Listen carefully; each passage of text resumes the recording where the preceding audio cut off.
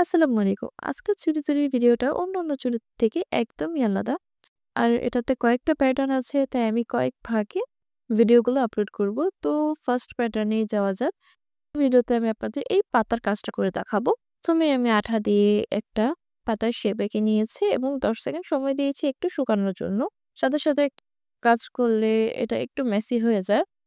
দেন আমি এখানে সুতির লাচ্ছি সুতাটা ইউজ করেছি। আপনারা চাইলে এখানে ডিএমসি সুতা ইউজ করতে পারেন।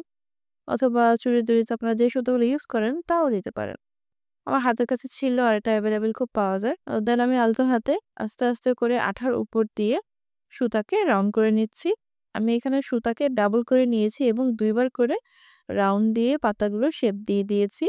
এই কাজগুলো খুবই আলতো হাতে করতে হবে। আমি এখানে মাঝখানে একটু জায়গা খালি রেখেছি। আপনারা চাইলে এটা স্কিপ করতে পারেন। চাইলে সম্পূর্ণ ভাট করে দিতে পারেন বা আপনারা এখানে সিঙ্গেল সুতা ইউজ করতে পারেন। আমি একটু হাইলাইট করার জন্যই সুতাটাকে ডাবল করে পেঁচিয়ে নিয়েছি এবং এক্সট্রা সুতা কেটে নিয়েছি। সবশেষে এলোমেলো সুতাগুলো একটা চিকন কিছু দিয়ে সেট করে নিতে হবে। Follow for final look.